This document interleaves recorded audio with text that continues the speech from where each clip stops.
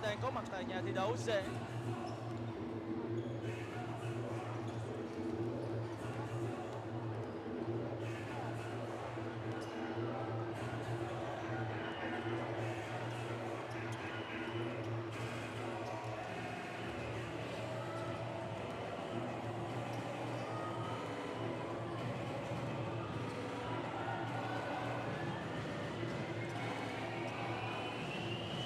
các bạn, chúng ta đang đến với những hình ảnh tại nhà thi đấu CS Thành phố Hồ Chí Minh và trước mắt chúng ta sẽ là trận đấu thứ hai trong vòng playoff của câu lạc bộ Saigon Heat với đối thủ Malaysia Westport Dragons.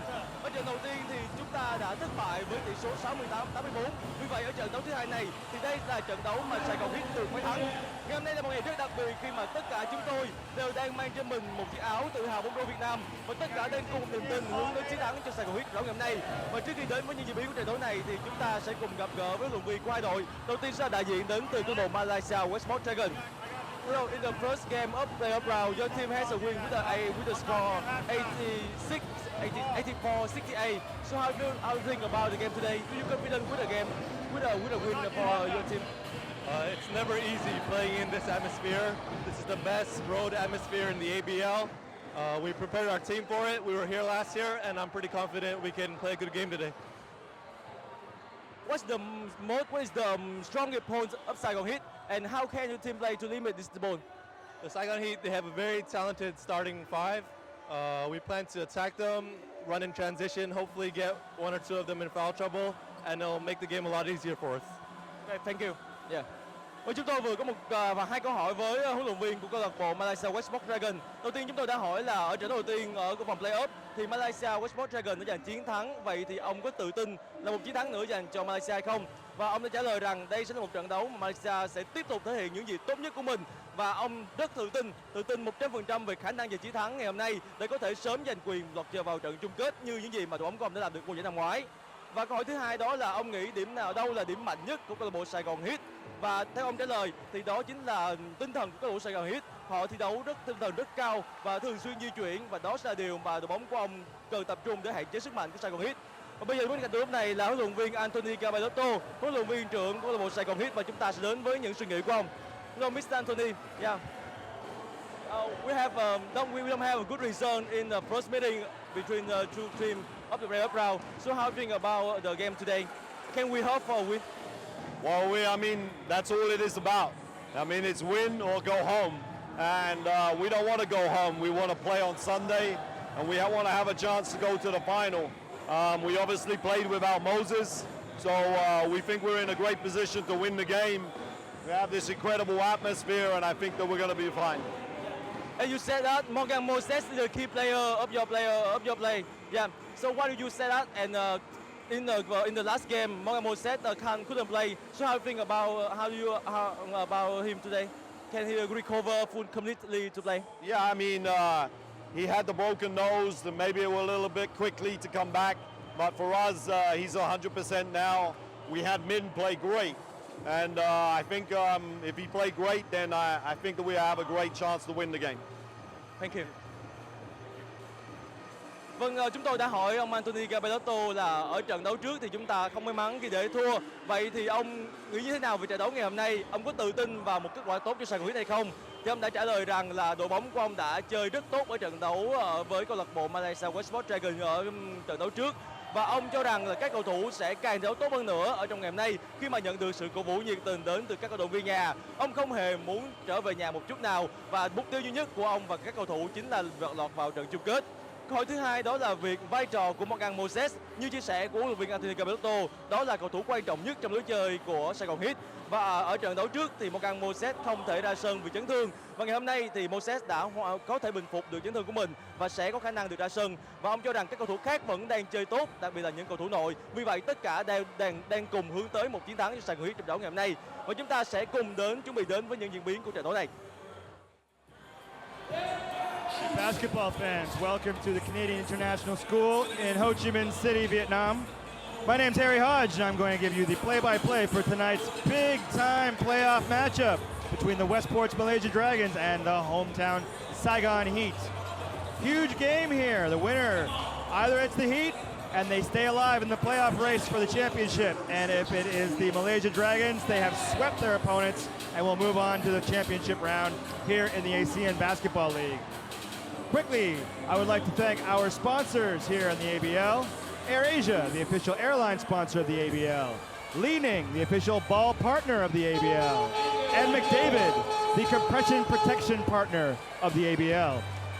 What you're seeing is a sea of red. Saigon Heat fans were given t-shirts on the way in so that the place would be covered in red. I occasionally see the teal that is Malaysia Dragons colors, but there's not very much of it here. It's pretty much a 99% Saigon Heat home crowd. Coming off the first game in the series, the Dragons came away with an 84-68 victory in Malaysia at the end of February. Reggie Johnson had 29 points and 23 rebounds. Matthew Wright also had 18 points and 8 rebounds in a solid game for him. The Dragons also got some good production from local player Lo Shi Pai. He chipped in 13 points and was 3 for 5 from three-point land. Notably missing from the Saigon Heat lineup in the first game was Moses Morgan, who was sat out with a broken nose. So taking his spot was Han Chiu Min. Let's get a listen to the starting lineups here for tonight's game.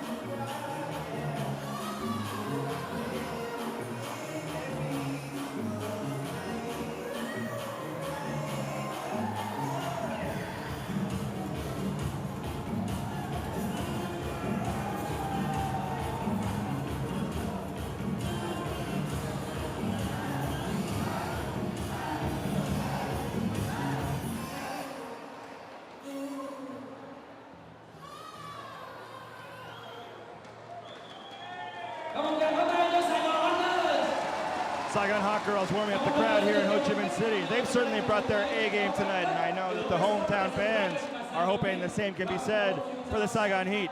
Dealing with a number of injuries, like I mentioned before. Moses Morgan with a broken nose. He'll be playing with a plastic shield during tonight's game. Stephen Nguyen has had some back issues throughout the season, but he looks like he'll be fine for tonight's game. And right now, we're going to get the starting lineups. Playing number 7, Wright Matthew. Playing number 8, Chu Wei Hao. Playing number 10, Yeo Ila. Playing number 11, Wong Yi Ho. Playing number 13, Kwang Yung Jin. Playing number 20, Lo Shi Pai. Playing number 28, Ma Chen Kwang. Playing number 40, Godfrey Jerome. Playing number 42, Johnson Denard. Playing number 55, Kong Ji Yong. Playing 66, Wong Wei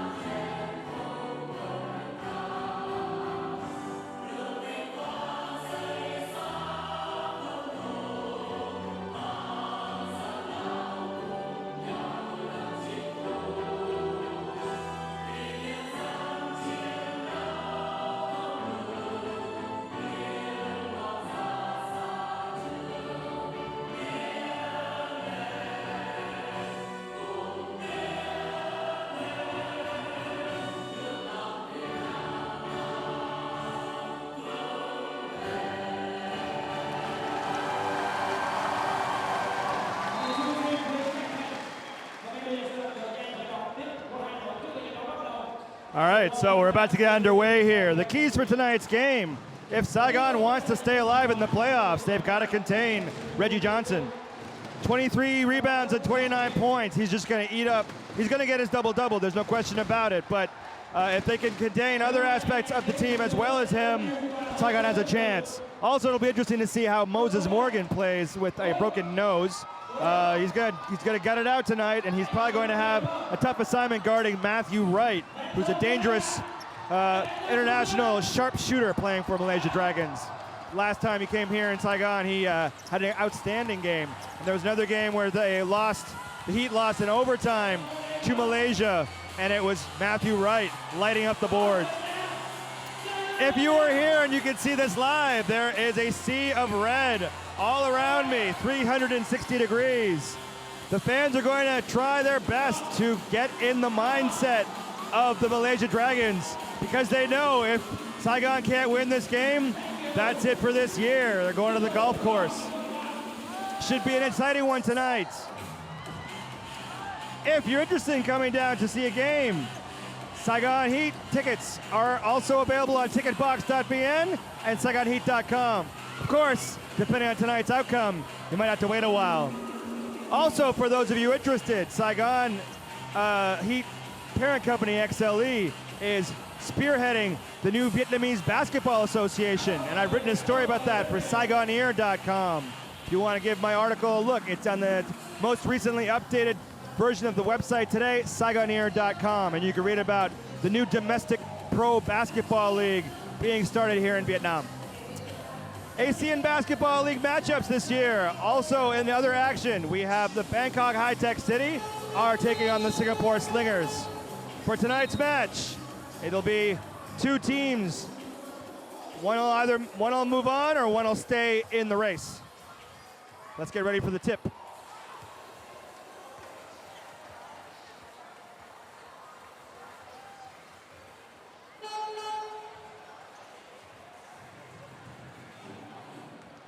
Both coaches giving their squads last-minute instructions before they take the floor. Coach Anthony Garbolato also spoke to me about that new Vietnamese Pro League. If you want to read his comments, that'll also be on my story on Saigon Ear. He's also the national men's coach for the Vietnamese national team. So a number of his players, such as Chu Han Min, who filled in admirably for Morgan in last game, he's on that team. And Tan Chin Tin, Ngo Quan Chung, To Quang Chung. Most of the Saigon Heat's Vietnamese players are also members of the national team. The referees are trying to get the crowd pumped too. There's a wave rolling through Canadian International School as we speak. The playoff atmosphere is electric here in Ho Chi Minh City. Exciting times indeed. Hopefully you can hear me over the ear-splitting din here. On the floor, we've got Paul Williams, David Arnold, Stephen Nguyen, Moses Morgan wearing a face shield, and Lenny Daniel. Calvin Godfrey, Reggie Johnson, Jason Brickman, Matthew Wright, and Quek Tian Yun for Malaysia.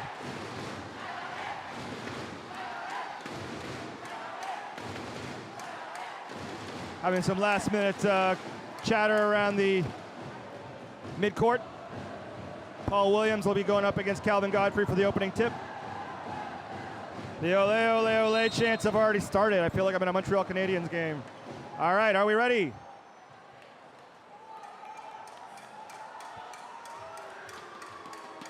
And we're underway. Paul Williams gets the tip. Gives it to Lenny Daniel. Stephen Nguyen taking the ball up the floor, working against Jason Brickman. Moses Morgan going against Quick. Early foul. That's a push on 55. Quick. Non-shooting foul. Moses Morgan will be taking the inbound from the courtside seats. Again, we'll see how that shield impacts his production during the game. Williams, top of the arc, gives it back to Stephen Nguyen. Moses Morgan. Morgan working around the screen. Loses it to Jason Brickman. Brickman will get some steals too. Little contact Does he draw the foul? Through the early foul from Stefan Nguyen. And he'll go to the line for 2. This Malaysia team is loaded. There's a reason why they're the #1 seed. They can hit you from all angles. Brickman and Wright from outside. Johnson and Godfrey from inside. And he sinks the first of 2.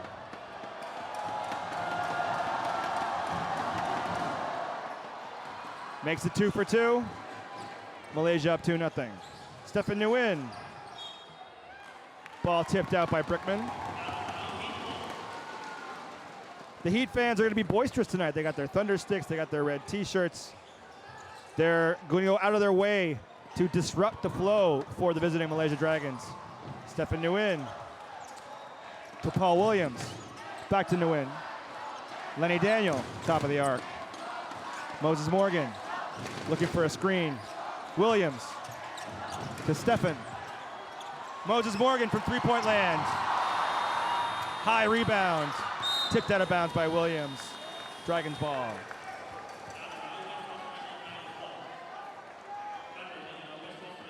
Quake's gonna take the inbound pass. To Brickman. Brickman working his way up the floor. Passes to Godfrey. Johnson can't handle the high pass and it goes out of bounds. Sluggish start for both teams. Trying to get themselves hurt over the racket here in Ho Chi Minh City. Stefan Nguyen against Brickman. To David Arnold, back to Stefan Nguyen. To Williams. Wheeling the ball around the rotation. Right. Picks the pocket. Dishes it inside, Reggie Johnson. Easy basket.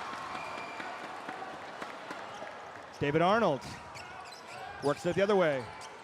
Arnold, crossover, works his way around the corner, around to the top of the arc. Moses Morgan hits a big three-pointer. So far, so good with that face shield. He missed all of last game. They weren't taking any chances. Who's that call going to be on? It's a push on number 8, Moses Morgan. Coach Garbolato containing himself thus far. He can get a little bit animated during a game. And Morgan's going to have his hands full covering Matthew Wright. Brickman working against Nguyen. Walked into a huge screen by Reggie Johnson. Ball out of bounds off Nguyen. Heat ball. Oh, there you go. Lenny Daniel takes the inbound. Stefan Nguyen. Brickman's eager to get some steals tonight. Disrupting the flow for the Heat. Stefan Nguyen looking for an option. David Arnold there to receive the inbound. Working against Matthew Wright. Paul Williams sets the screen. Morgan back to Stefan Nguyen. Lenny Daniel on the baseline. Take a fadeaway. Can't get it to go, but he draws a foul, and he'll go to the free throw line. Lenny Daniel recently awarded the Team MVP award at the Heat Gala, where I got to pick the brains of owners Henry Nguyen and GM Connor Nguyen. Local players honored included Chiu Han Min, best local player, and most improved, Chan Tiu Tin. Lenny Daniel hits 1 of 2 and ties the game. 4 apiece here in Ho Chi Minh City. Brickman, Reggie Johnson, Matthew Wright, top of the arc, off balance. They're playing volleyball now. Oh! That went off 15 different players. Reggie Johnson. Paul Williams gets a hand on it. Not often you get a block on Reggie Johnson, but Paul Williams, pretty big guy himself.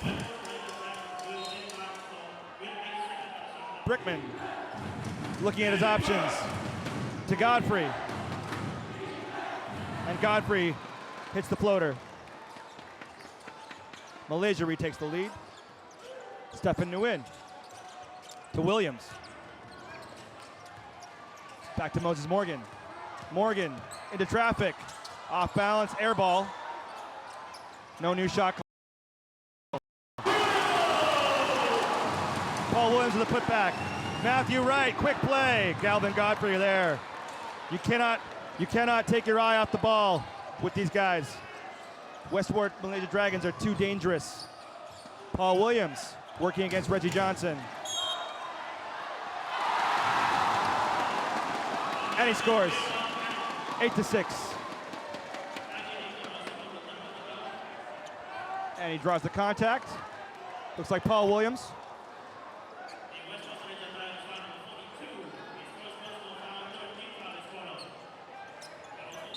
And they'll get the inbound. Stefan Nguyen. Williams. Back to Stefan Nguyen. To David Arnold. Arnold. Weaving through traffic. Loses his grip. Prickman on the outlet pass. Reverse layup. Can't get it. Moses Morgan goes the other way. Stefan Nguyen slows things down. Decides to call his own number. Calvin Godfrey with the rebound. Prickman. Prickman to Wright. To Johnson. Johnson.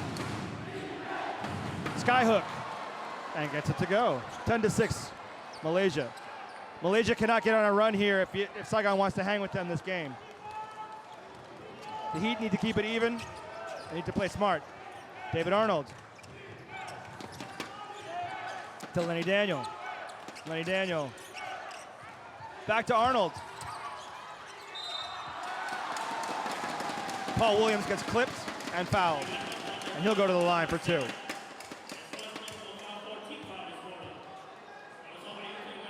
Paul Williams, who took over from Will Creekmore with about 5 regular season games left. He's been a force for the Heat as well. Hits the first of 2. In his time here, he's averaged 13 points a game. 37 minutes. He's actually played 7 games.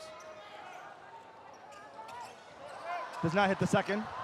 But Lenny Daniel gets the rebound. Good hustle by Lenny Daniel.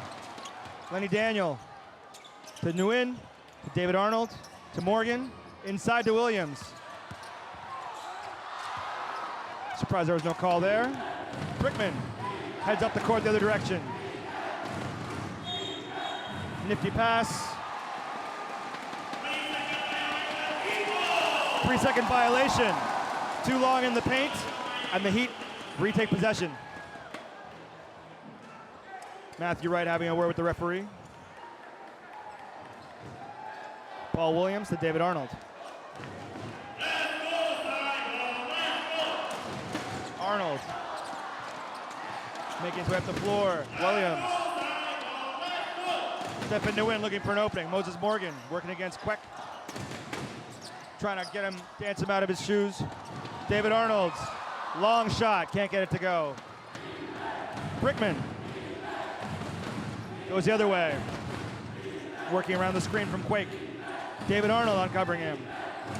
Oh, back behind the back pass to Johnson from three-point land. Oh! Oh, he's even looking at the bench afterward, my goodness. When I think Reggie Johnson, I don't know if three-point shooter comes to mind, but he's got it all. Got all the skills. Lenny Daniel loses his grip. Matthew Wright, is that one a little too long for him? And the ball goes into the stands. And the Heat are going to call timeout. Coach Garbalato is going to give his players a minute to consider what's going on here. Dragons leading 13-7. Early here in the first half. 5 minutes gone by in the first quarter in Ho Chi Minh City.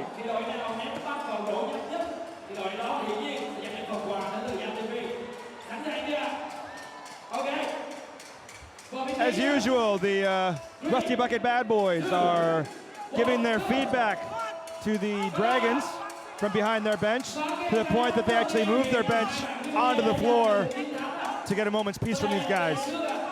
They're super fans. Since I've been watching the team, they've been around. Always have creative ways to offer insights to the visiting bench here in Ho Chi Minh City. Pete and his band of rascals. In the meantime, the Heat are coming back on the floor. Same lineup that started the game. So far, Moses Morgan seems to be doing all right with that face shield. And the same lineup for the Dragons. No change. Early going here in Ho Chi Minh City. Jason Brickman. Calvin Godfrey. Got tangled up a bit there with Williams and managed to get out of it. Godfrey calls his own number. Clangs it off the rim. Stephen Nguyen gesturing to his teammates. Give him some openings, give him some leads to pass to. Lenny Daniel offering the pick. Doesn't quite get there. Morgan. They got 5 seconds left in the shot clock. Game effort, but not quite there, and the shot clock runs out. Shot clock runs out. It'll be a different call.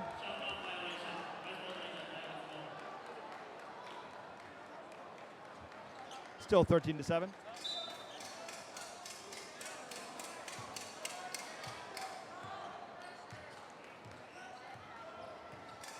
Jason Brickman working against Stephen Nguyen. Weaves around Reggie Johnson. Calvin Godfrey working against Lenny Daniel.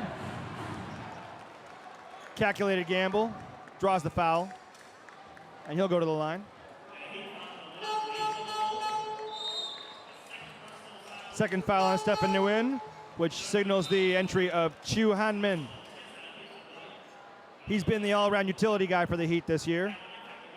When Nguyen's been out, he's gone in. Moses Morgan was out last game. He went in. Savvy veteran who's been on the team since day one. Brief hiatus a year or two ago, and he's back. David Arnold. Trying to solve the mystery that's Jason Brickman. Lenny Daniel. Those long legs striding into the lane. Matthew Wright, other direction. Moses Morgan, guarding him. Reggie Johnson. And he draws a foul. That pass a little lower. He has a quicker chance to just knife through the lane, but it delayed him long enough that the Heat were able to converge. See how Reggie Johnson does from the line tonight.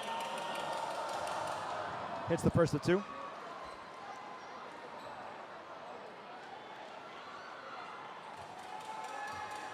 And here we go. Hits the second. Lenny Daniel. Back to Paul Williams. Williams. David Arnold. Running all around, but not any shot. Morgan from downtown. Paul Williams with the rebound. Inside to Lenny Daniel. No call. I'm surprised by that. I don't know what it takes to get a call. 10-point lead, Malaysia over Saigon, 17-7. Quake to Brickman, to Godfrey. Good defense by Lenny Daniel.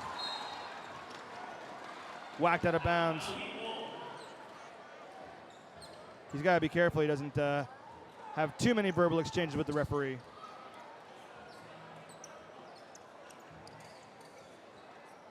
It's important to let the referee know your thoughts, but be careful with Brickman. He is not afraid to go for that steal. High risk, high reward kind of player. Lenny Daniel to Morgan. Nice. That'll give his confidence a boost. And we got the Heat back in the game, 17-9. 2 minutes left in the first quarter. And he answers right back. Reggie Johnson. Long 2-point shot, 10-point lead.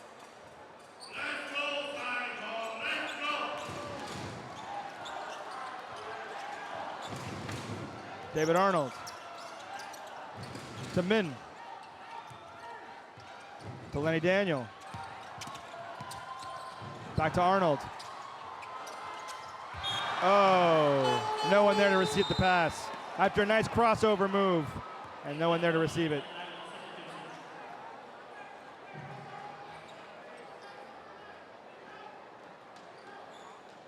Maybe it'll be a substitution here for Malaysia. Wong Yihu in the game. We got Brickman, Godfrey, Johnson, Wong Yihu, and Lo Shi-Fai. Lo Shi-Fai had a big game in game 1. Reggie Johnson's in the zone tonight. He can hit it from outside, he can hit it from inside. He can rebound.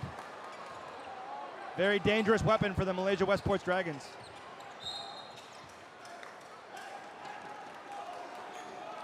Some bumping there. Lo Shi-Fai bumping it a bit with Moses Morgan.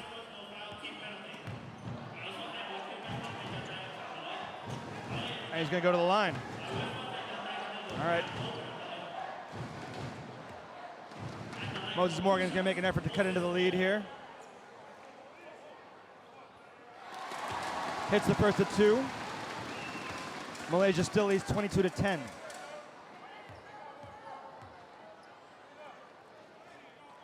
And drains both of them. 11-point lead for Malaysia. Brickman back to Godfrey. Godfrey on Min on Godfrey, that's a mismatch. Morgan on Brickman's got the ball back. Brickman to Yihu. Yihu tries, throws up a prayer. Paul Williams getting pressured. Gets out of harm's way. Lenny Daniel. That's a kickball.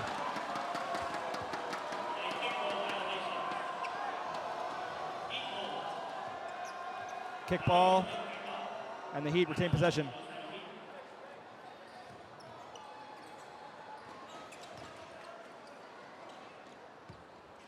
David Arnold's going to handle the inbound.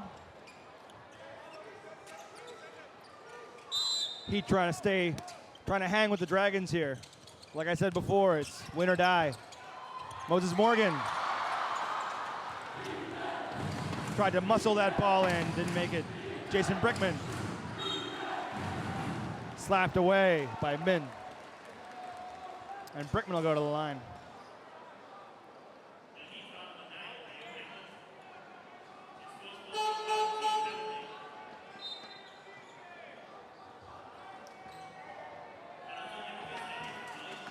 Coach Carbolato somewhat incensed, giving the referee his opinion on the matter.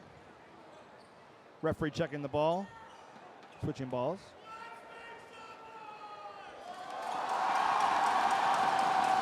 And the Rusty Bucket Bad Boys trying to get the crowd fired up over here. Trying to get the thunder sticks waving behind the Saigon basket. There's bricks. There's interesting signage. There's thunder sticks, and it works. That's all this crowd needs to do is be shown that their efforts are having some effect.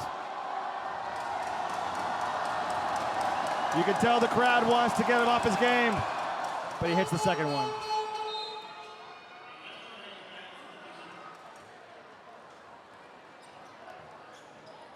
Brickman's gonna take a breather. Wong Wei Seng takes the floor. And for the Heat, No Tuan Chung. David Arnold working against Wong Yihu. Arnold darts past Wong Yi-hoo. Back to Chung. Lenny Daniel looking for an opening. Beats the buzzer, but cannot get it to drop. And that's the first quarter. Interesting first quarter.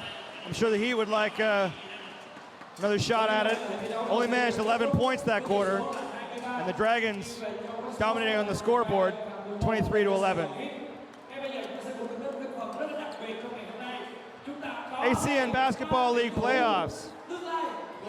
Best 2 out of 3 series, and Saigon's already down by 1 game.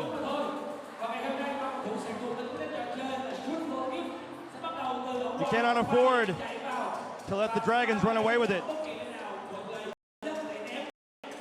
In other ACN Basketball League action, Bangkok High-Tech City are taking on Singapore Slingers. Here's the first quarter statistics.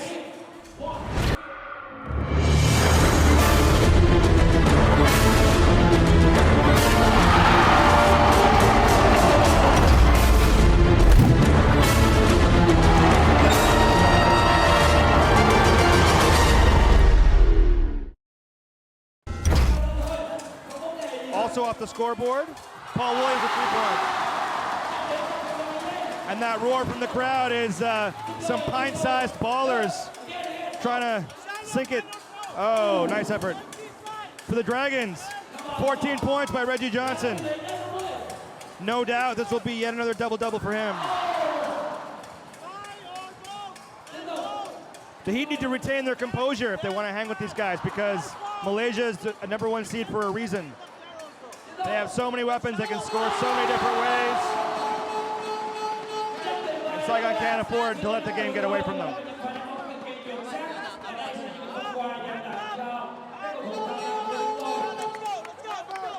Those of you watching at home and on the monitors, you can see the young hoopsters being rewarded for their efforts. First game between Bangkok High-Tech City and Singapore. Bangkok High-Tech City 73, Singapore 70. So Bangkok leads their series, and Malaysia leads this one.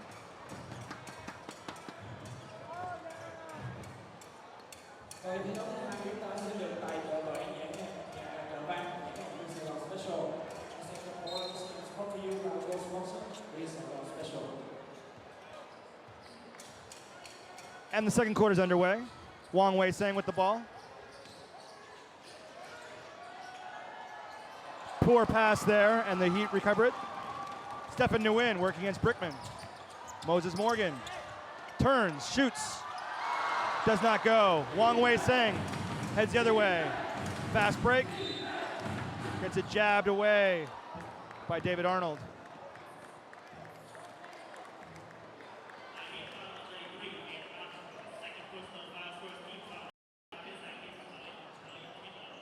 Non-shooting foul there. Wong Wei-sang will take the inbound.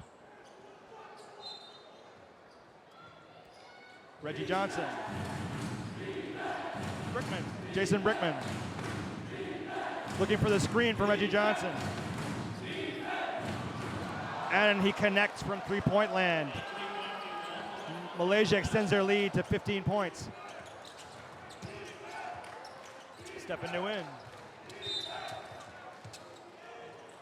Some contact there. And Nguyen will inbound. Moses Morgan will inbound.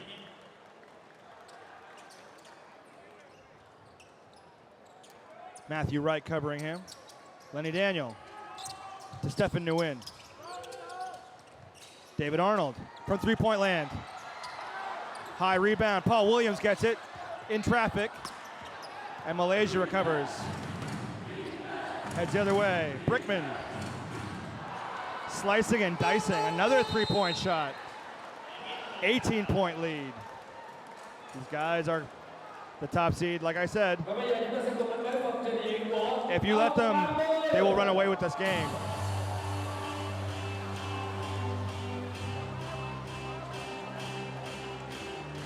Mr. 30, our Tiger mascot here in Ho Chi Minh City, keeping the fans entertained, along with the Saigon Hot girls.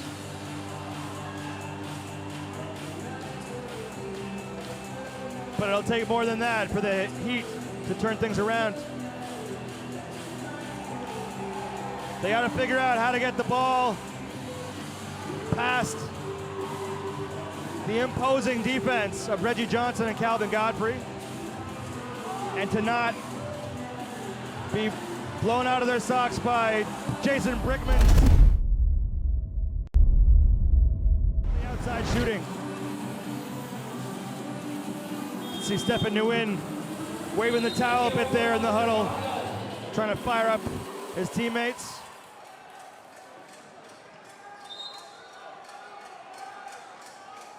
See who comes back on the floor for Malaysia.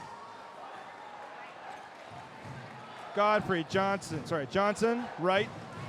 Godfrey, Wong Wei Sang, and Brickman. Lenny Daniel to Stephen Nguyen. Nguyen working against Wong Wei Sang. Nguyen to Daniel. Oh! If there's one guy you try to posterize, I don't know if I would pick Reggie Johnson. Lenny Daniel can't get frustrated. Needs to keep his composure and his focus.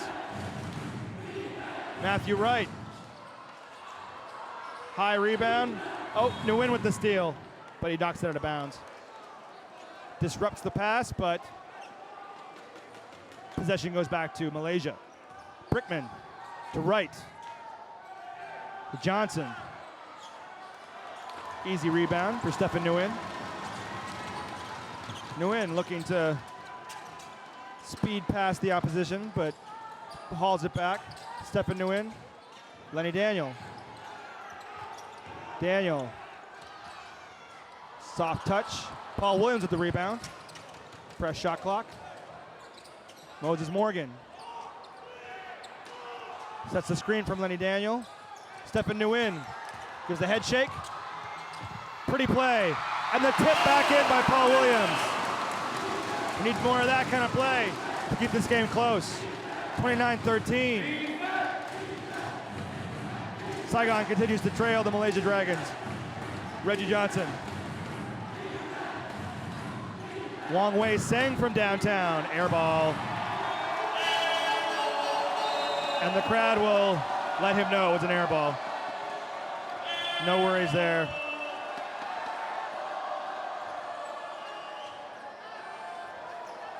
Stephen Nguyen against Brickman to David Arnold. Back to Nguyen. Paul Williams.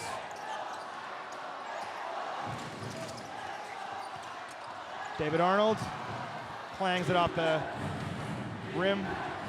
Matthew Wright can't handle the Hail Mary pass.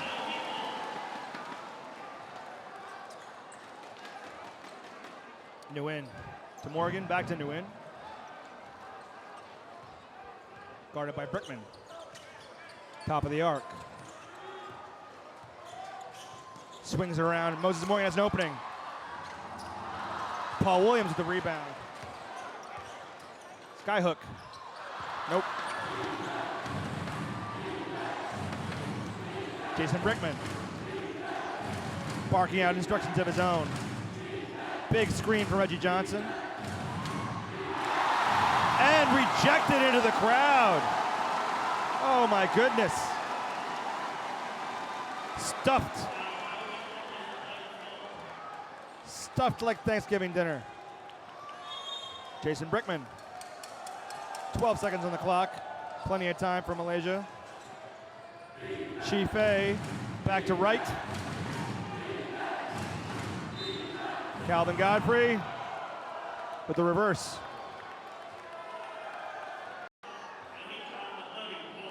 On Paul Williams. Paul Williams with the foul. Heat also can't afford to get into foul trouble, as has been the cannot get the free throw to go, but it is 31-13. Biggest lead of the game for Malaysia so far, 18 points. That was their margin of victory in the first game when they beat Saigon 84-68. Nifty pass there by David Arnold, but that basket won't count.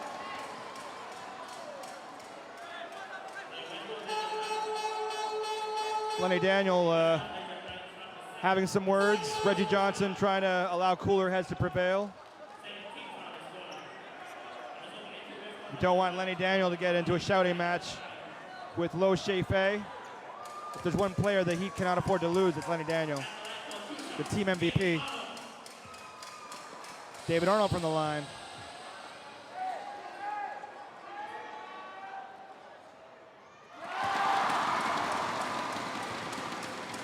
I don't think what conversation's happening between Daniel and Shei-Fei is worth repeating, but it doesn't sound cordial. David Arnold cannot hit the second.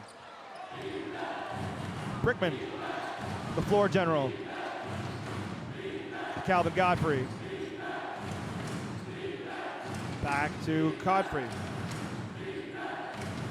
Brickman.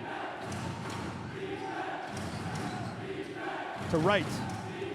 Back inside to Godfrey. Smart play by Lenny Daniel. Falling out of bounds. Gets the kick ball off Godfrey, and the Heat retain possession. Stephen Nguyen. Back to Lenny Daniel. David Arnold. Working up and down the court. In tons of traffic. Trying the same play. Is there going to be a foul? Push.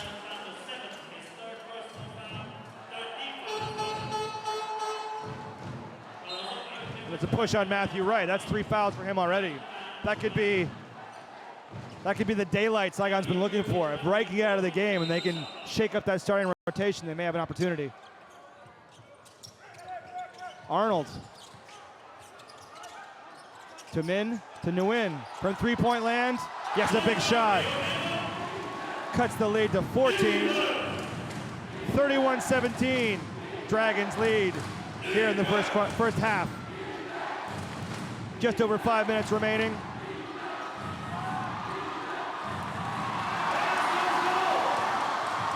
Fast break. David Arnold to Lenny Daniel. Dicing through traffic, and the crowd goes nuts. 31-19, and the crowd's excited.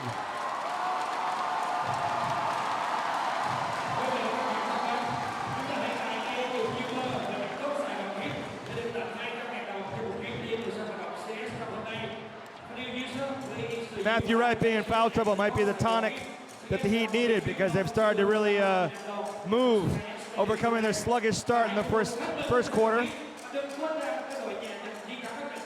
Coach Carvalho's got to be telling his players just to keep doing what they're doing. Play smart defense, take high percentage shots. Don't just launch it from anywhere. Play to their strengths. Once again, the Malaysia Dragons have to move their bench away from the supporter section behind them to have a moment's peace. Real quick, thanks to some of our sponsors. Audi, TH True Yogurt Top Teen, Via Capital Bank, Generali Insurance.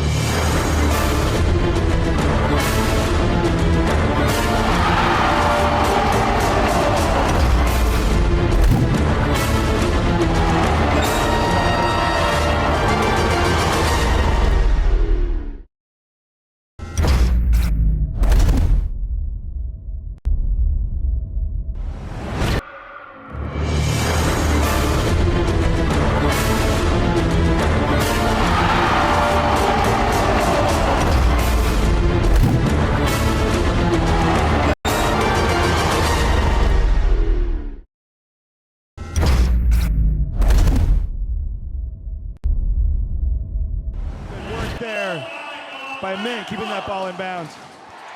David Arnold to Williams. Williams. Oh, beautiful play. Beautiful alley-oop play.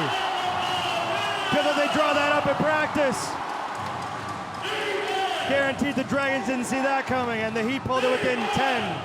See if they can cut this lead to single digits. They're hounding Reggie Johnson. And they get the rebound. Stephen Nguyen taking it the other way. Nguyen to Lenny Daniel. Oh, cannot get it to go. I can't emphasize this enough. If the Heat win tonight, that would be a huge thing for this franchise. It would be their first ever playoff victory. And of course, just as I say that, a dagger by Quake. 3-point land. And it's 34-21. Williams to Nguyen. To Lenny Daniel. To Min from 3-point land. Oh! The baby-faced assassin, Chiu Han Min from 3-point land. Coach Garbalado told me earlier in the year he's the best Vietnamese 3-point shooter he has ever seen. Brickman responds with one of his own. Oh, tit for tat here in Saigon.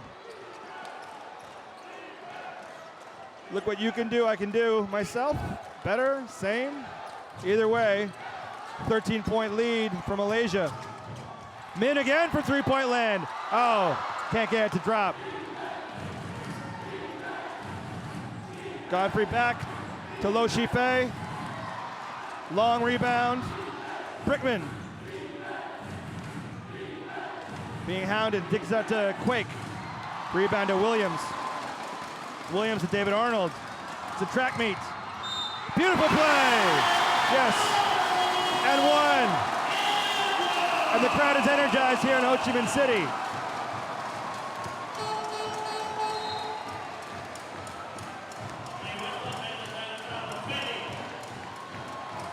Have a quick, Coach Garbalato's having a quick conference with the 4 players that are not taking the free throw.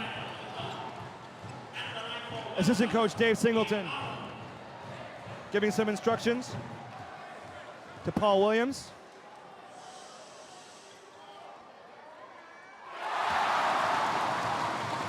And David Arnold's cut the lead to 10.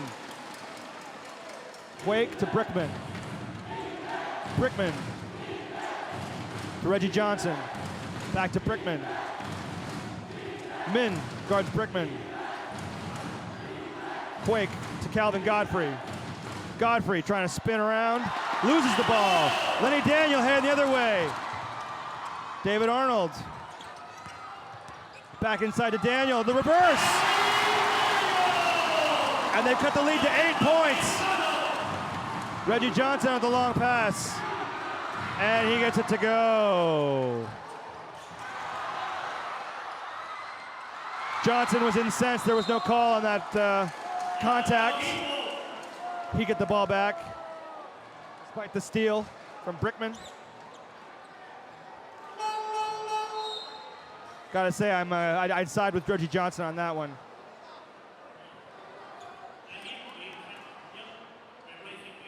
Morgan taking the inbounds, replacing Lenny Daniel. Williams heading back, working against Reggie Johnson. David Arnold. Top of the key. High rebound. Calvin Godfrey. Oh, spin move. He's quick. Can't get the ball to drop. Paul Williams. Fast break. Godfrey steals it right back. It's fire engine hockey here in Ho Chi Minh City.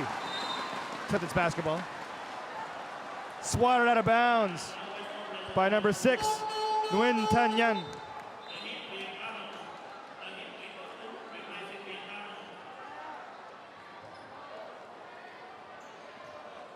Coach Garbalado mixing it up, making use of his domestic players here, getting them some valuable court time.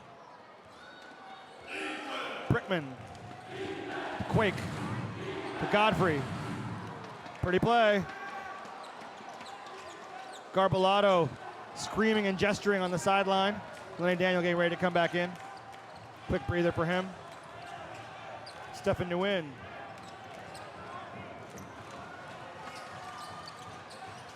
Back to Paul Williams, to Morgan. Morgan to Williams. To Min. 3 seconds on the shot clock. Shoot. And Godfrey gets it going the other way. Looked like that was a charge, but no call. Stefan Nguyen to Williams. Williams looking, gets a steal. Brickman's really going for the steals tonight. Reggie Johnson, good hard play. Malaysia back up 16. They're doing what they need to.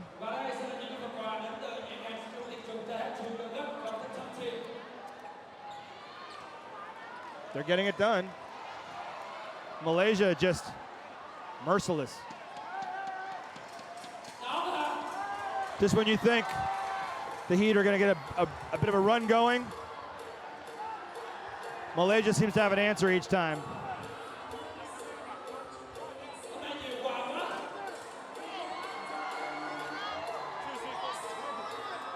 Coach Garbellato trying to keep his players motivated here.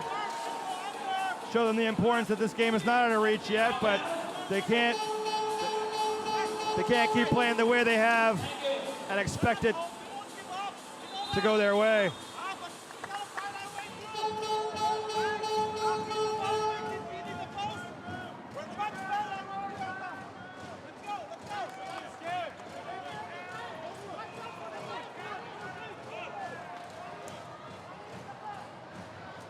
And they're back on the floor. Starting lineup from earlier in the game. Williams, Nguyen, Arnold, Morgan, Daniel. A lot of local talent on the floor for Malaysia. Lo Shi Fei, Quake. And of course, Brickman, Godfrey, and Johnson. Matthew Wright taking a breather. He's sitting, he's got 3 fouls. And at this point, there's not really any need for him to be out there. 43 seconds left in the first half.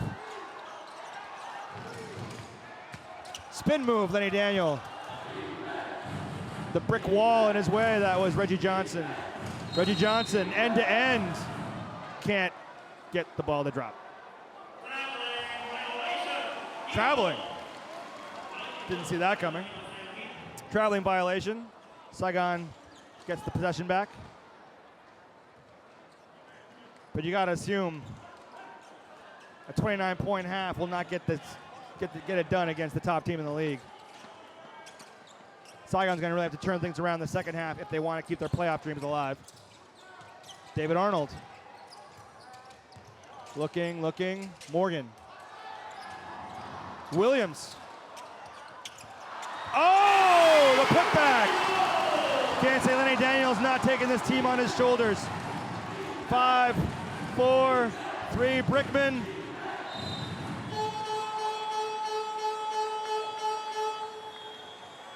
And that's the end of the first half. Wait a moment. Is there 1 second left on the clock? The half's over. Gonna be a little conversation here with the scorers table. See if they have to get the replay going.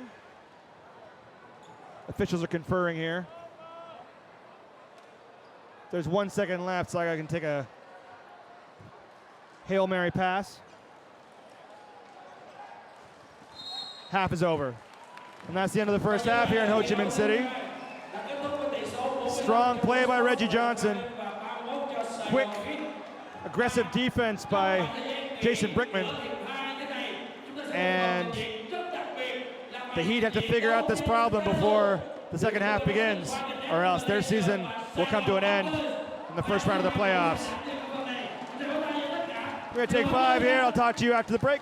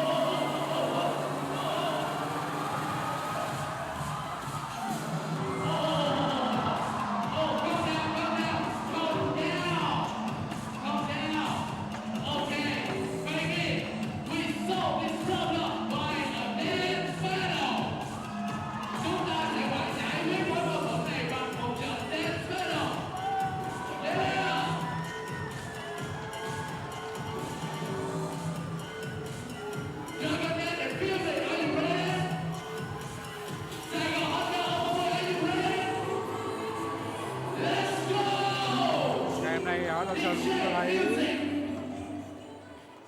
ngoài sự tranh tài của các cầu thủ đến từ Saigon Heat và Malaysia Dragons, còn có một tiết mục rất thú vị, đó là màn tranh tài giữa hai đội cổ động Saigon Heat và Malaysia Dragons.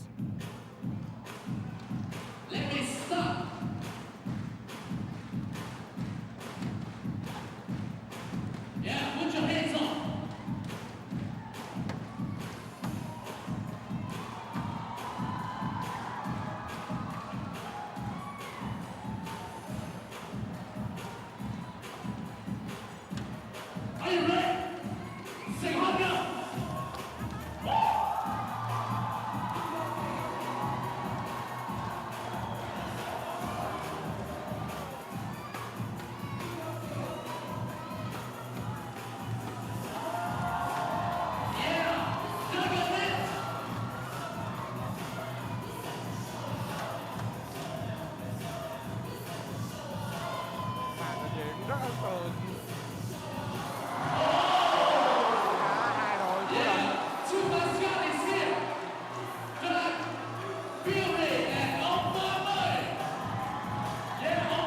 Bên cạnh đó là những cái một trình diễn của hai linh vật của hai đội. Ông 30 bên phía Saigon Heat và chú Đông đại diện cho Malaysia Dragons.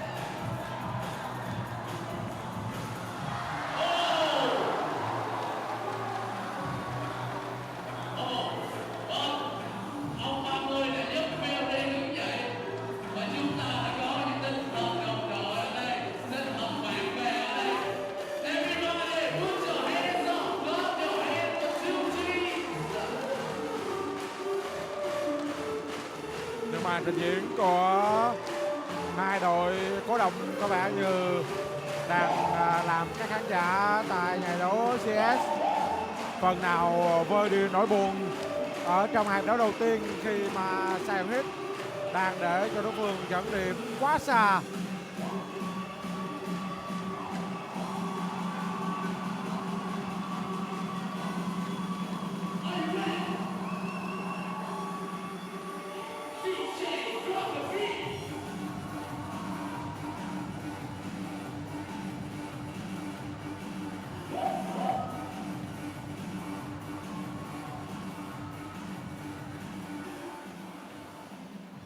Thưa quý vị, sau khi kết thúc hai hiệp đấu đầu tiên thì tỷ số lúc này đang là 45-31 nghiêng về phía câu lạc bộ Malaysia Westport Dragons. Tuy nhiên, mặc dù đang không có được một kết quả tốt, tuy nhiên như chia sẻ của vị huấn luyện viên bên phía câu lạc bộ Malaysia đầu trận thì vũ khí đáng sợ nhất bên phía câu lạc bộ Saigon Heat chính là tinh thần, và điều đó chỉ có được khi mà chúng ta đang được thi đấu trên sân nhà CS ngày hôm nay với một bầu không khí vô cùng cuồng nhiệt và sôi động. Bây giờ trước khi đến với hiệp đấu còn lại thì chúng ta sẽ cùng gặp gỡ với huấn luyện viên đến từ câu lạc bộ Malaysia Westport Dragons. How do you think about your player performance in the first half? We're pretty happy, except there's a few offensive rebounds that we gave up. We gave up 9 in the first half, and we should do better on that. So, and how do you think about the result of the match today? Sorry? How do you think about the result of the match today? You still believe in the win for Malaysia Dragons? Well, the crowd is really keeping them in striking distance. That and their offensive rebounds. We have to keep playing our game, keep running, keep pounding it inside, and then I think we can come up with a W. Okay, thank you. Yeah. Vâng, vẫn là một sự tự tin đến từ huấn luyện viên của câu lạc bộ Malaysia Westport Dragons. Ông cho rằng ông đã rất hạnh phúc với những gì mà các cầu thủ của ông đã thể hiện trong hiệp đấu đầu tiên, và họ vẫn sẽ tiếp tục giữ một lối chơi, một tinh thần như vậy. Họ sẽ tiếp tục thi đấu, tiếp tục giữ một tốc độ và một lối chơi như vậy để có thể đánh bại câu lạc bộ Saigon Heat. Tuy nhiên, bản thân tôi và tất cả các cổ động viên đang có mặt tại nhà thi đấu CS đều tin tưởng rằng với tinh thần mà các cầu thủ Saigon Heat đã duy trì được trong hai đấu đầu tiên, họ sẽ có thể tạo nên một cuộc lượt vòng thần kỳ, sẽ có thể tạo nên được một chiến thắng, một kỳ tích trong đấu ngày hôm nay, và chúng ta sẽ chờ đợi những diễn biến hấp dẫn của hai hiệp còn lại trận đấu ngày hôm nay.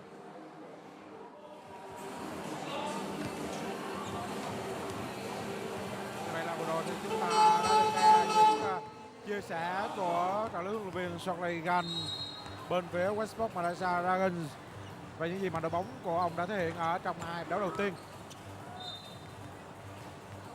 Xin nhắc lại là vào lúc này thì Westport Malaysia Dragons đang tạm thời dẫn trước với điểm số là 45-31 trước đội chủ nhà Saigon Heat, và đó là một khoảng cách lên đến 14 điểm với hai đội chỉ sau có hai hiệp đấu đầu tiên mà thôi. Và nếu như chúng ta nhìn lại kết quả ở trong trận đấu đầu tiên với hai đội vào ngày 27 tháng 2, khi mà sau hai hiệp đấu đầu tiên Saigon Heat chỉ để thua đối phương có vỏn vẹn 2 điểm, thì phải nói rằng đây là một kết quả, một khoảng cách rất lớn mà Westport Malaysia Dragons đã tạo được trước đội chủ nhà Saigon Heat ở trong trận đấu thứ hai của loạt 3 trận đấu vòng bán kết tại giải bóng rổ nhà nghề Đông Nam Á ABL mùa giải 2015-2016.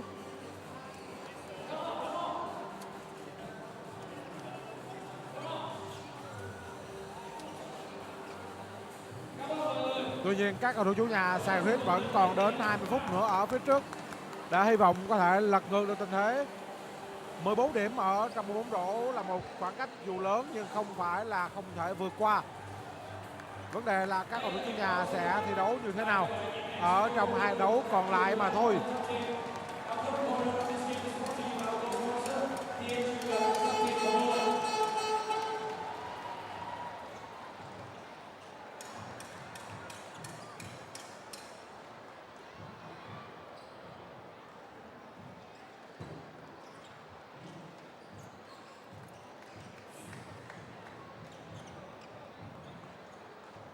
Quý vị và các bạn thân mến, chúng ta tiếp tục đến với hiệp thi đấu thứ 3, trận đấu giữa Saigon Heat và Westport Malaysia Dragons, trận thứ 2 trong loạt 3 trận đấu ở vòng bán kết của giải bóng rổ nhà nghề Đông Nam Á ABL mùa giải 2015-2016.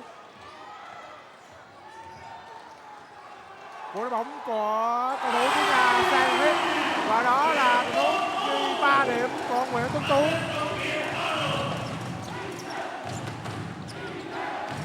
Đội chủ nhà đã có đầu đấu thứ 3 này một cách khá tốt. Dina Johnson ngay lập tức đã giúp cho Westport Malaysia Dragons có thêm được 2 điểm. Mặc dù anh vẫn đang bị Paul William theo kèm rất sát. Viano. Pha đột phá của Viano không thành công.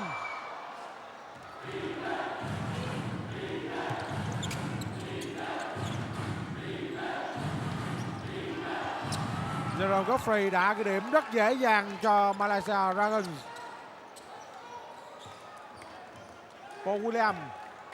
Ngày hôm nay thì Paul William đang thi đấu rất xa rổ. Anh chơi rất rộng. Morgan Moses. Đội chủ nhà Saigon Heat gần như không có một cầu thủ nào chơi dưới rổ thực sự ở trong trận đấu này. Cả Morgan Moses, Lenny Daniel và Paul William đều đang chơi rất rộng. Nhưng vừa rồi là pha ghi 3 điểm đẹp mắt của Lenny Daniel.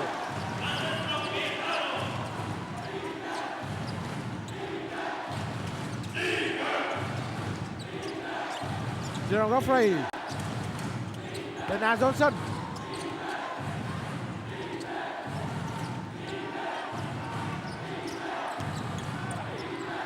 Paul William đã phòng ngự rất tốt ở pha bóng này. Bây giờ là Lenny Daniel. Pha đột phá thành công của Lenny Daniel. 2 điểm nữa cho Saigon Heat. Losify thực hiện cú ném xa.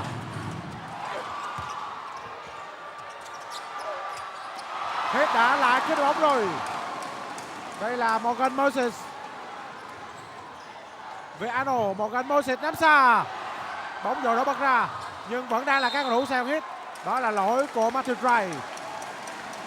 Heat đang khởi đầu trận hiệp đấu thứ 3 này rất tốt. Họ đang chơi với một tinh thần hơn hẳn so với hai hiệp đấu đầu tiên.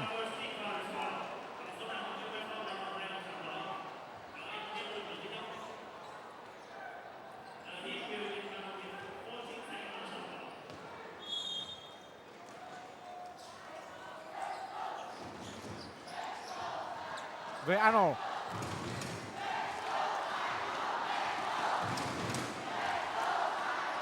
Lenny Daniel. Pha đột phá vào trong.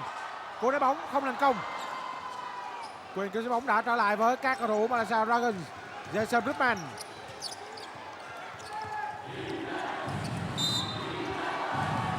Hai điểm cho Jerome Godfrey. Và anh sẽ còn được hưởng thêm một quả đá phạt nữa. Đó là lỗi của Viano.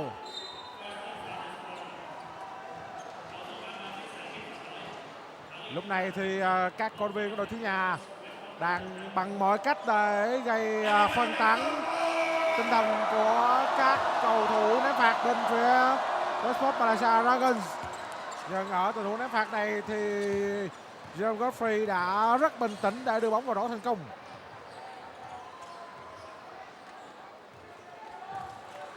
Lenny Daniel, Tuấn Tú, Morgan Moses, Tuấn Tú lại một pha ném xa nữa. Tuấn Tú thân này thì bóng chỉ vào rổ.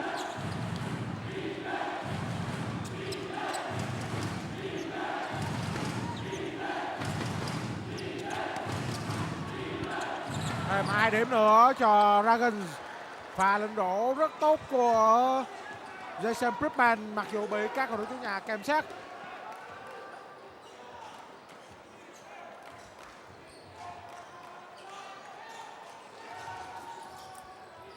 Viano.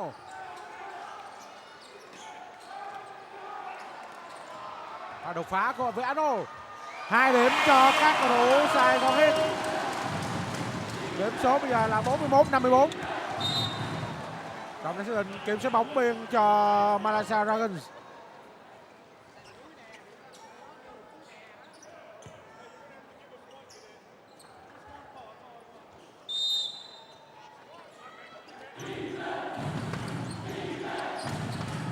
Một bóng chính xác của Matt Wright.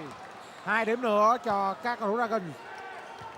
Xét về hiệu quả ở trong các pha ném bóng thì Malaysia Dragons ở trận đấu này vẫn đang trội hơn hẳn so với các cầu thủ chủ nhà Saigon Heat. Tuấn Tú, Paul William, anh đang bị Dana Johnson kèm rất sát. Nhưng Paul William vẫn đã cướp được bóng. Lỗi của Jerome Godfrey. 2 quả đá phạt cho Paul William.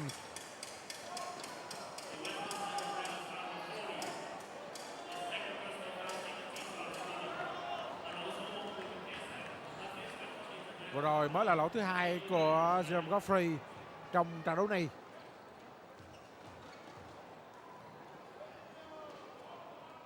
Quả phạt đầu tiên của Paul Williams đã thành công.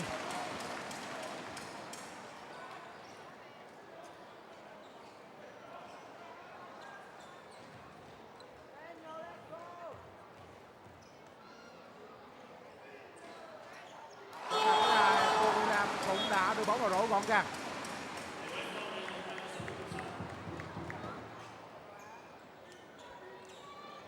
Lúc này thì khoảng cách hai bên là 13 điểm, 56-43 nghiêng về phía Westport và là Dragons. Dana Johnson một pha di chuyển rồi lên rổ dễ dàng để ghi điểm của Dana Johnson.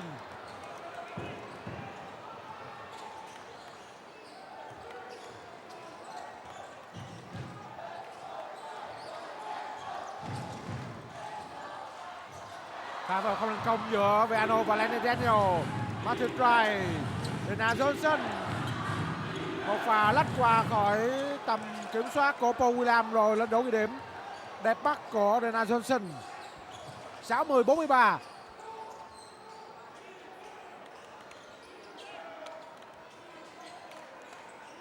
Viano.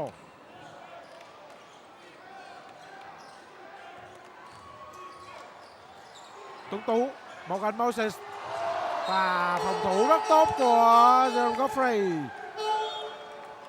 Đội chủ nhà Saigon Heat sẽ chỉ được hưởng quyền kiểm soát bóng biên ở tình huống này. Nhưng lúc này thì hai đội sẽ có được 1 phút để hội kỹ thuật. Ưu thế mặt điểm số vẫn đang hoàn toàn thuộc về các cầu thủ đến từ Malaysia. Lúc này thì khoảng cách hai đội đang là 17 điểm.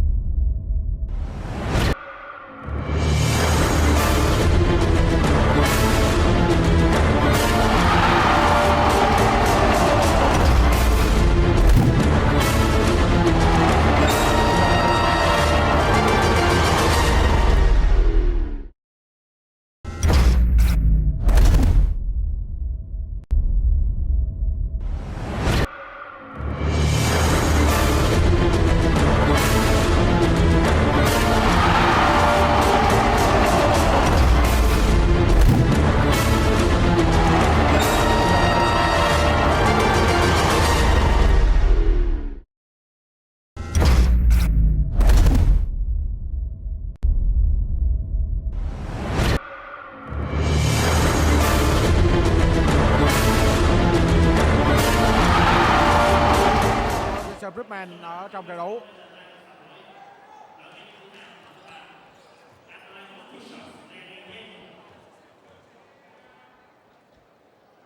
Quả bóng đầu tiên của Lenny Daniel đã thành công.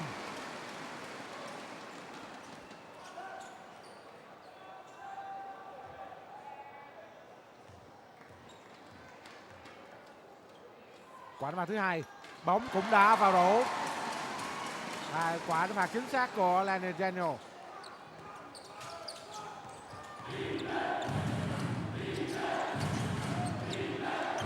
Dennis Johnson, Godfrey đã không đỡ ghi điểm. Saigon Heat đã cướp lại được bóng. Đây là một gần Moses, Lenny Daniel. Pha ghi điểm của Viano. Viano đã hỗ trợ tốt cho đội của mình ở trong tình huống vừa rồi. Và ở trong tình huống nỗ lực để phòng ngự thì John Godfrey của Malaysia Dragons đang bị đau.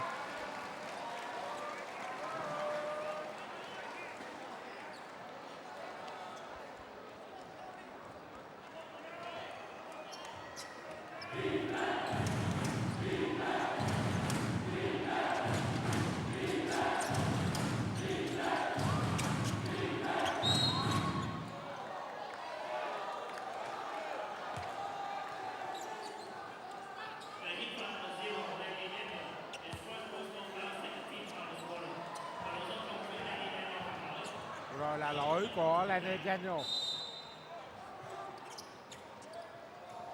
Lochify, Jason Ripman, cú đấm xa của Ripman không có thêm điểm cho Malaysia Dragons. Tuấn Tú, Viano, Morgan Moses và đột phá vào trong. Paul William, Viano. Một bóng của Viano, bóng đã dội nổ bật ra. Nhưng Lenny Daniel đã có một cú rổ rất đẹp bắt đỡ ghi điểm. Một tình huống di chuyển tốt để tránh khỏi sự truy cản đối phương. Rồi thì cú rổ đầy uy lực. Lúc này thì huấn luyện viên Adrian Vancutia của Malaysia Dragons đã sử dụng quyền hủy.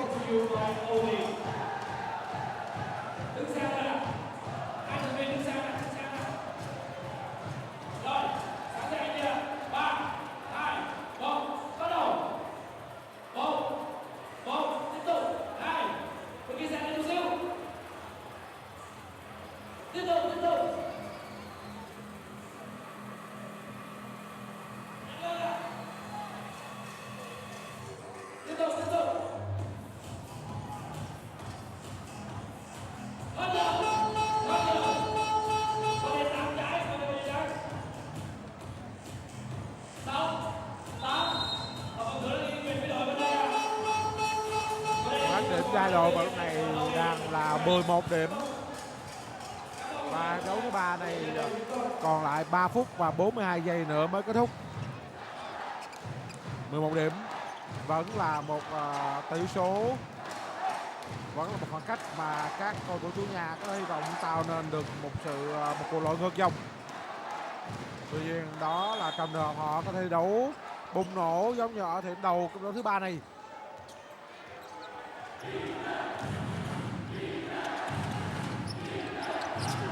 Lại là pha ghi điểm của Dennis Johnson.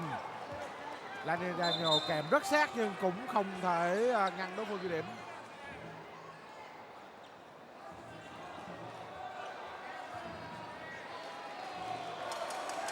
Trọng tài vừa rồi đã nhắc nhở Dennis Johnson. Có lẽ vì cầu thủ này đã có những lời lẽ không thích hợp sau khi Lenny Daniel. Tuấn Tú, Viano, Lenny Daniel đã có lỗi, đó là lỗi của Jason Ripman, lỗi thứ 3 của Jason Ripman ở trong trận đấu này.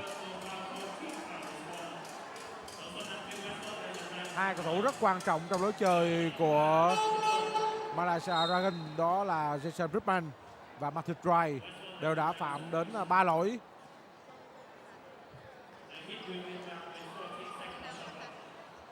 Đó là vị trí mà các cầu thủ Saigon Heat có thể tập trung khai thác và tấn công vào ở trong những tình huống bóng sắp tới để buộc đối phương phải phạm lỗi. Còn nếu không phạm lỗi thì họ cũng không dám truy cản quyết liệt. Viano đột phá rất đẹp, bắt nhưng lại không thể ghi điểm. Jason Rickman, Matthew Dry, cú đấm trà chính xác của Matthew Dry, thêm 3 điểm nữa cho Westport Malaysia Dragons.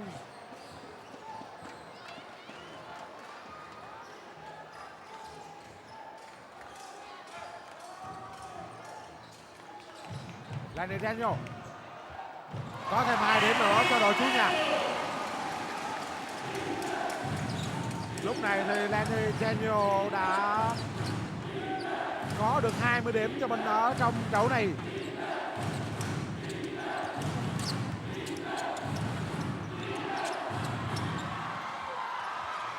Các cầu thủ Saigon Heat đã giành được quyền kiểm soát bóng, đó là Paul William, Lenny Daniel, Morgan Moses, Viano, Lenny Daniel, Morgan Moses. Vẫn không có điểm.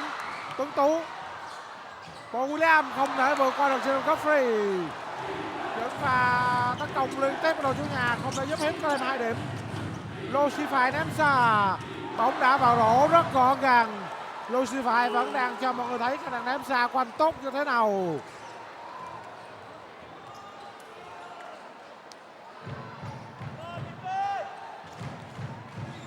Vừa rồi là tình huống ném xa thành công thứ 2 của Lucify trong trận đấu này. Lỗi là của Tanzan Quét. Đó là lỗi thứ 5 của các cầu thủ Malaysia Dragons ở hiệp đấu thứ 3 này. Và Saigon Heat được hưởng 2 quả đá phạt. Vừa rồi cũng là lỗi thứ 2 của Tanzan Quét ở trong trận đấu.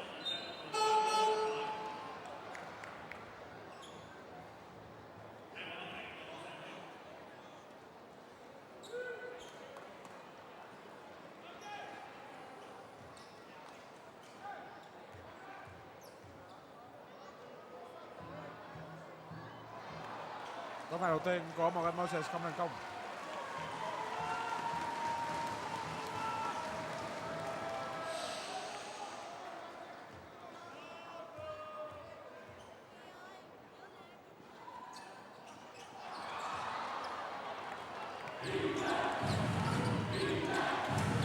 Như vậy là điểm số vẫn đang là 51-68. Vẫn đang nghiêng về cho Westport Malaysia Dragons.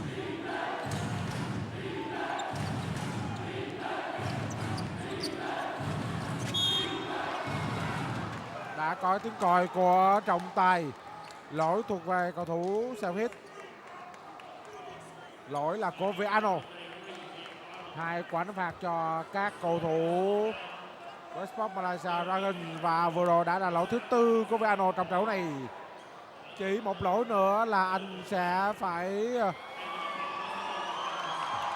chịu mất quyền thi đấu. Quả phạt đầu tiên của Jalen Godfrey đã thành công.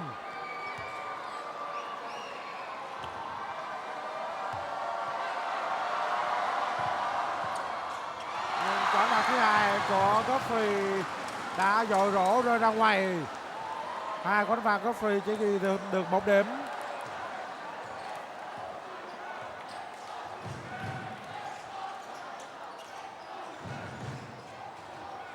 Viano pha đột phá rất đẹp, bắt của Viano giúp cho đội chủ nhà có thêm 2 điểm nữa.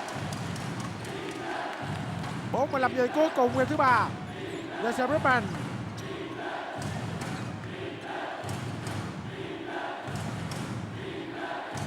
Lúc này thì các cầu thủ Malaysia Dragons đang cố gắng giữ bóng ở trong tay càng lâu càng tốt.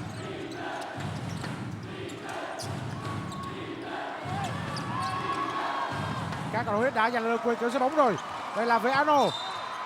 Viano đã bị đối phương phạm lỗi.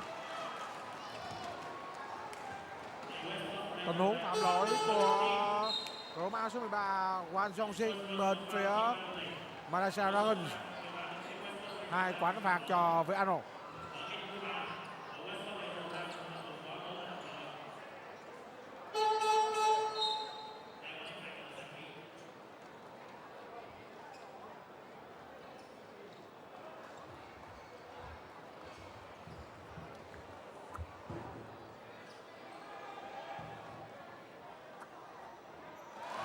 Vẫn là đầu tiên Viano đã giúp cho đội bóng mình có thêm một điểm nữa.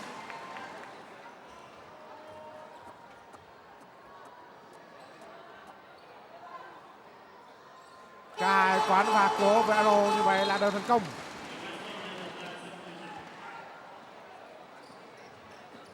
Điểm số đang là 55-69.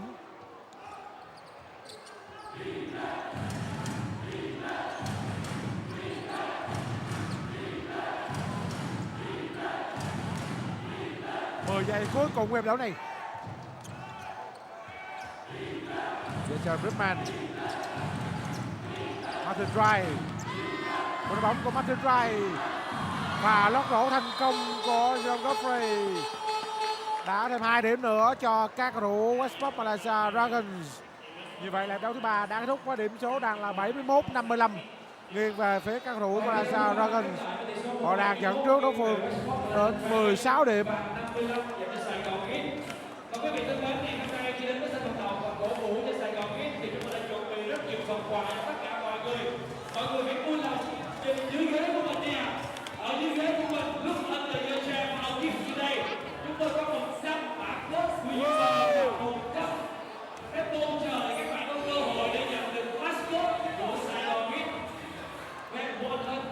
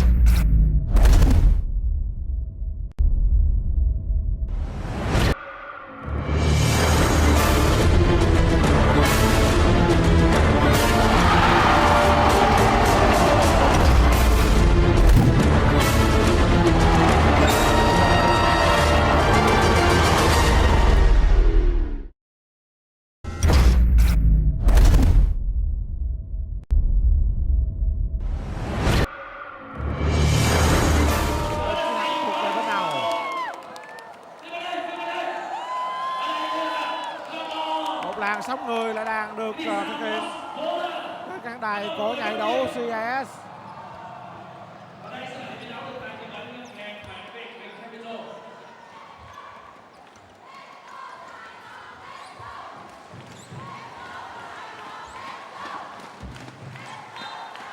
Chúng ta tiếp tục đến với thi đấu thứ 3.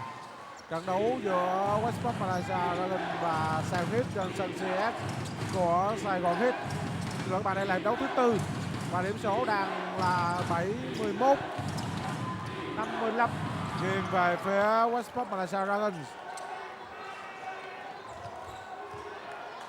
Và bây giờ thì điểm số đó đã là 73 rồi. Westport Malaysia Dragons đã khởi đầu đấu thứ 4 này rất tốt khi có thêm được 2 điểm nữa. Pha đột phá không thành công của Viano. Trọng tài xác định chỉ là quyền kiểm soát bóng biên cho Saigon Heat chứ không phải là 2 quả đấm phạt.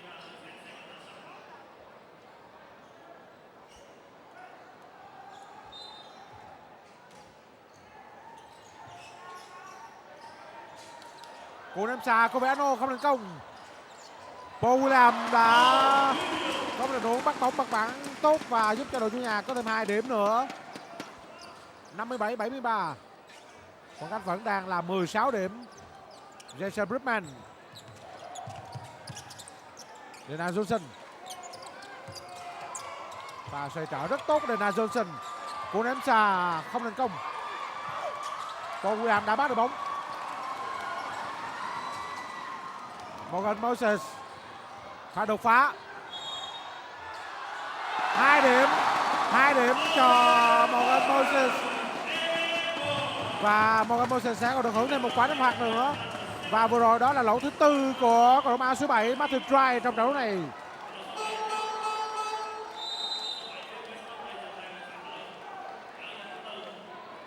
Ngay lập tức thì huấn luyện viên Van Gudia đã quyết định tung Loshify vào sân để thay cho Malaysia Dragons.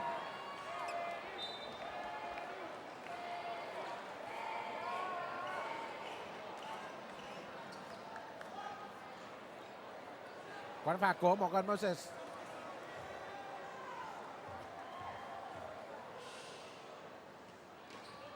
Bóng đá vào rổ. Bây giờ thì khoảng cách hai bên là 13 điểm. 73-60.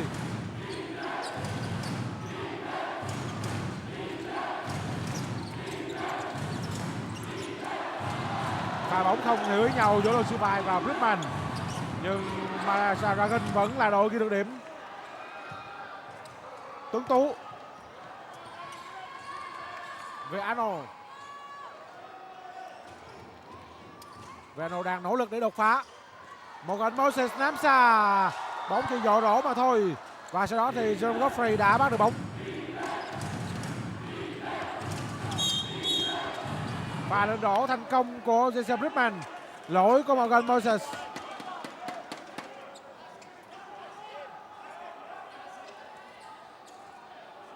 Chúng ta hãy xem trọng tài sẽ định tình huống này như thế nào. Hai trọng tài đang hội ý với nhau. Đã có thêm 2 điểm cho các cầu thủ Dragons. Và lỗi là của Morgan Moses. Như vậy là Jason Bridgman sẽ được hưởng thêm một quả đá phạt nữa. Điểm số đang là 77-60. Lúc này thì huấn luyện viên Anthony Capelotto của đội chủ nhà đã xin sử dụng quyền hủy. Khoảng cách gia đội bây giờ là 17 điểm. Và sau khi trận đấu được tiếp tục thì Dragons sẽ có cơ hội để gia tăng khoảng cách đó lên thành 18 điểm. Giờ được hưởng thêm một quả đá phạt nữa.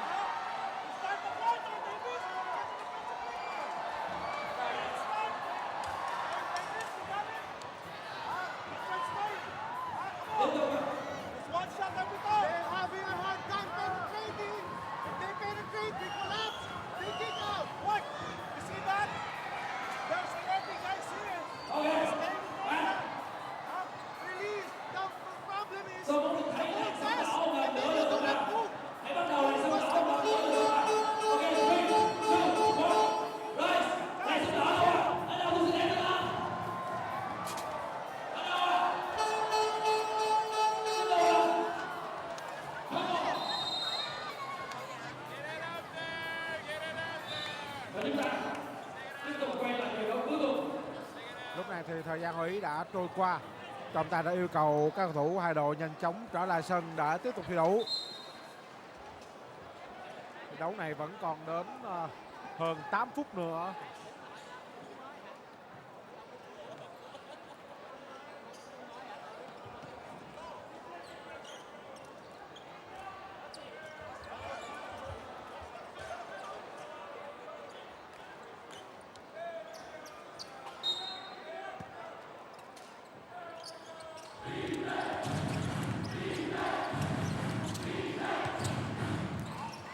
Loshify thực hiện cú ném bóng từ xa của mình, không thành công. Nguyễn Tuấn Tú về Arnold. Arnold đã bị phạm lỗi, đó là lỗi của Loshify. 2 quả phạt cho Arnold trong trận đấu này. Lỗi thứ 3 của Loshify trong trận đấu.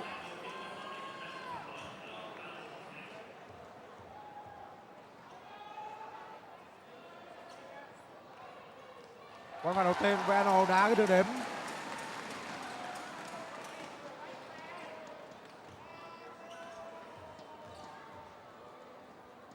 Tiếp tục quả phạt thứ 2. Cả 2 quả phạt Arnold đều thành công.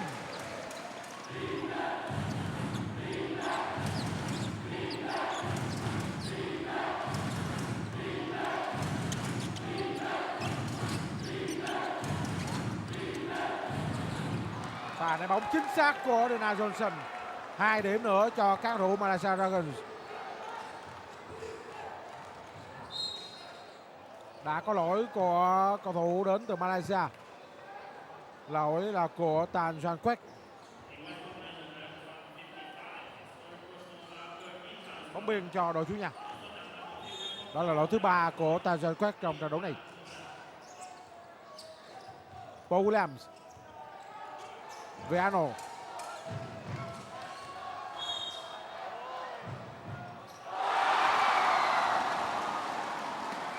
Trọng tài đã không công nhận điểm cho Saigon Heat. Dù rằng nỗ lực của Viano đã đưa bóng vào rổ. Chỉ là tình huống kiểm soát bóng biên cho đội chủ nhà mà thôi. Trọng tài xác định rằng ở trong pha bóng rồi thì ông đã cắt còi trước khi Viano ném bóng. Paul Williams. Morgan Moses.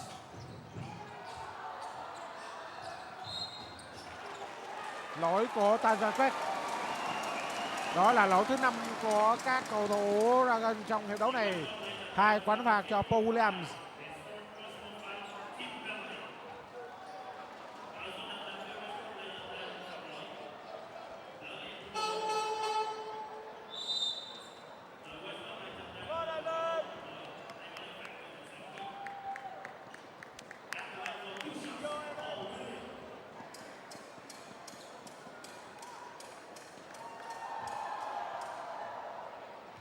Paul Williams thực hiện quả phạt đầu tiên.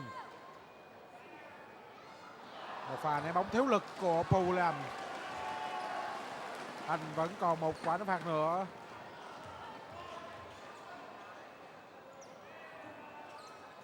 Lần này bóng cũng không vào rổ, thật đáng tiếc.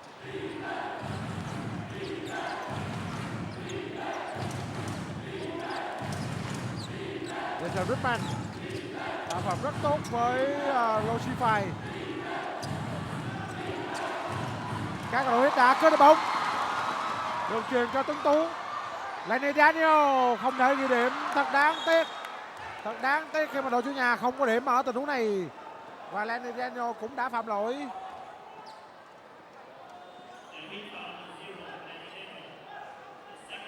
Bóng biên cho Dragons.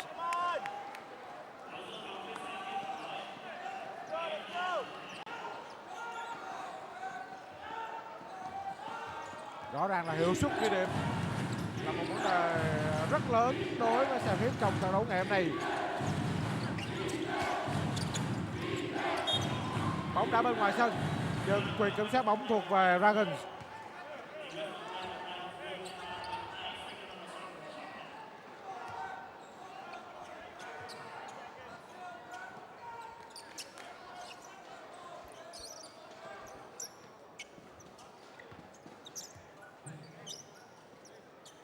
Tấn công mới dành cho Westport Malaysia Dragons và họ đang tiến gần đến việc có được điểm số thứ 80 ở trong trận đấu này.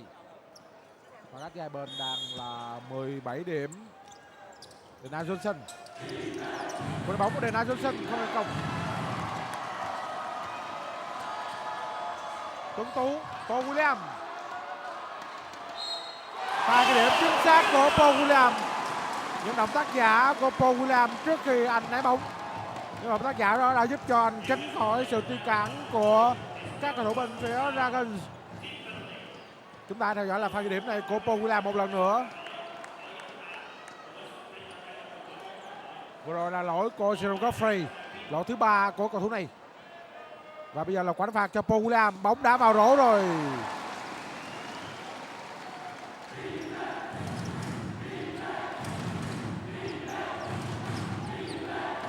Jason Rickman.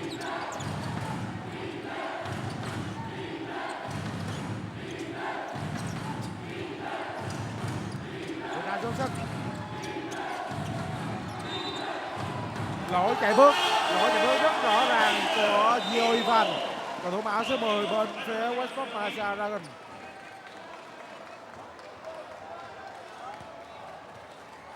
Sau pha bóng vừa rồi thì Gio Ivan cũng đã được huấn luyện viên Van Godia rút ra nghỉ và Martin Dry đã trở lại sân. Tuấn Tú. Pha đột phá của Tuấn Tú. nhưng không có thêm điểm cho đội chủ nhà, thật đáng tiếc. Và sau đó thì Tuấn Tú cũng đã phạm lỗi.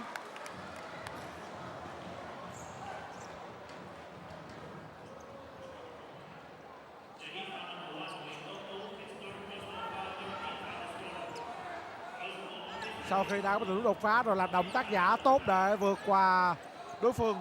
Khi nhảy lên ném bóng thì Tuấn Tú là ném bóng hơi dư lực. Đó là tình huống rất đáng tiếc của đội chủ nhà. Jason Rickman. Cú ném xa của Rickman không thành công. Bóng biên cho Saigon Heat.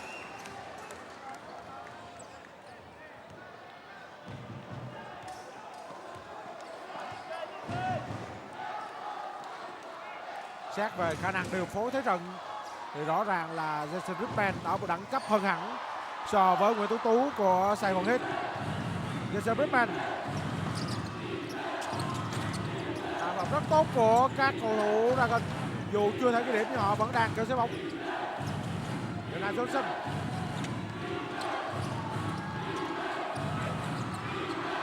Một pha cái điểm dễ dàng đây là Johnson. Trước tiên là một pha lên bóng bằng tay phải không ghi được điểm. Johnson bắt lại bóng và ném bóng bằng tay trái để đưa bóng vào rổ thành công. Chúng ta theo dõi lại tình huống này.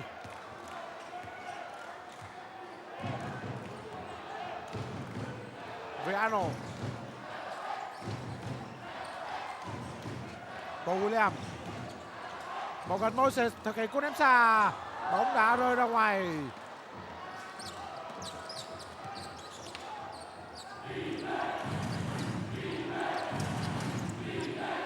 John Godfrey. 2 điểm cho các cầu thủ Malaysia Dragons. Vừa rồi đã không có lỗi của John Godfrey. Mặc dù tình huống di chuyển mạnh đã khiến cho Viano bị ngã.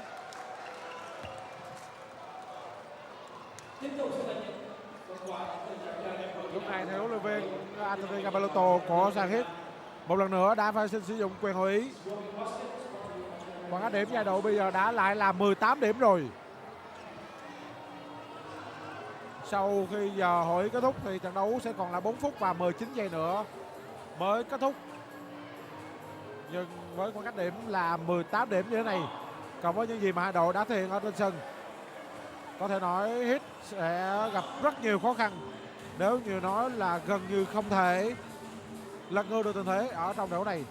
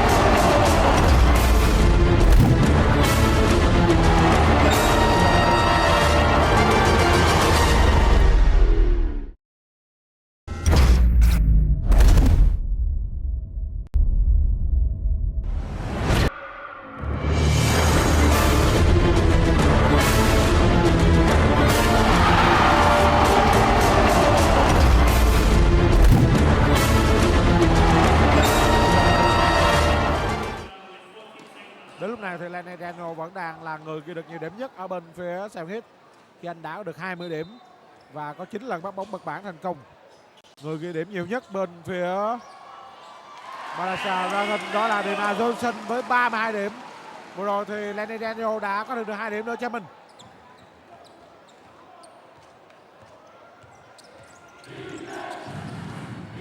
Một mình Dina Johnson bên phía Malaysia Dragons đã ghi được gần một nửa số điểm của Saigon Heat cho đến lúc này. John Godfrey. Heat đã cướp lại đội bóng. Paul William. Viano. Pha lên đổ không thành công, thật đáng tiếc. Vẫn là Viano, một lần nữa cũng không thể ghi được điểm. John Godfrey. Trọng tài đã cắt còi lỗi tấn công của John Godfrey, chứ không phải là lỗi cả người của Lanny Daniel. Lanny Daniel ở trong pháo này đúng là đã chọn được vị trí thuận lợi để phòng ngự. Và John Godfrey đã lao thẳng vào người anh. Và ta xác định đó là lỗi của Godfrey, lỗi thứ tư của cầu thủ này.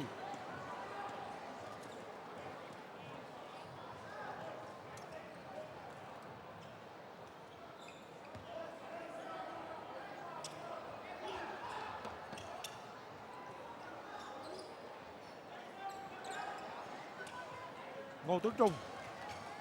Trên sân người Tuấn Trung đang đấu thay vị trí của Nguyễn Tú Tú.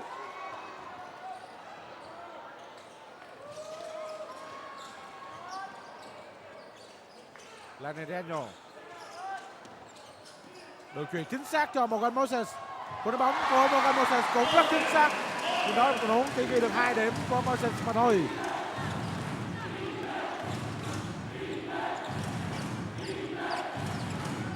Martin Dry.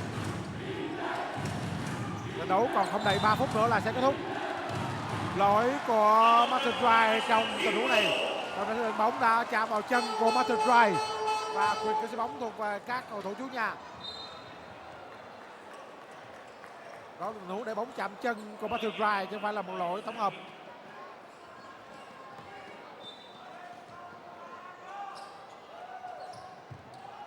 Triệu Hoàng Minh, Morgan Moses. Có vẻ như huấn luyện viên Gabaluto đang muốn sử dụng những pha ném xa của Triệu Hoàng Minh để hy vọng rút ngắn điểm số càng nhanh càng tốt. Lanny Daniel ném xa rất chính xác. Anh bóng ghi 3 điểm 5 0 của Lanny Daniel.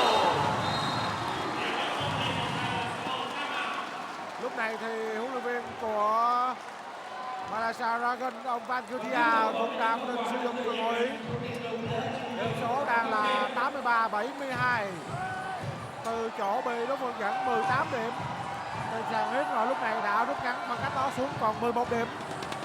Khi mà trận đấu vẫn còn đến hơn 2 phút nữa mới kết thúc.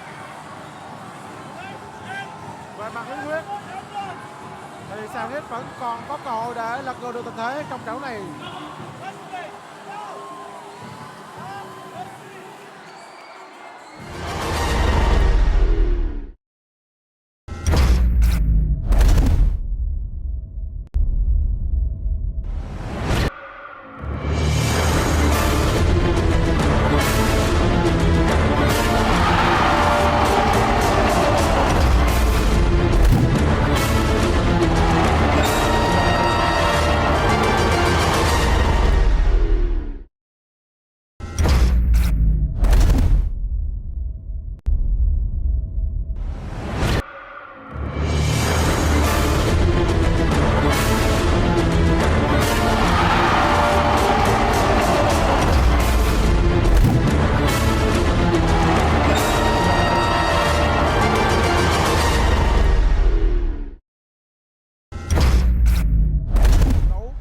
Saigon Heat không thể chọn lối đánh chậm rãi chắc chắn nữa, bởi vì thời gian không còn nhiều và khoảng cách hai đội vẫn đang là 11 điểm, một khoảng cách khá lớn. Trận đấu được tiếp tục. Jason Rickman.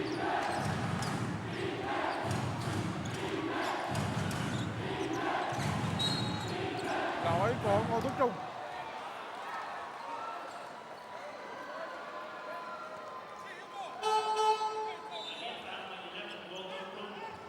Đó là lỗi đầu tiên của Ngô Tuấn Trung.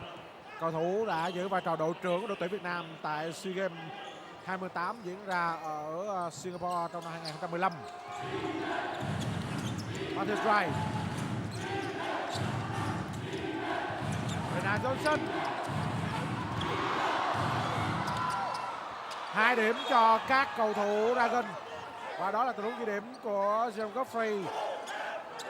Nhưng Renard Johnson đã nổi nóng sau khi bị các cầu thủ của nhà kèm rất sát ở tình huống vừa rồi. Nỗ lực phòng ngự của Lanny Daniel đang khiến anh bị đau.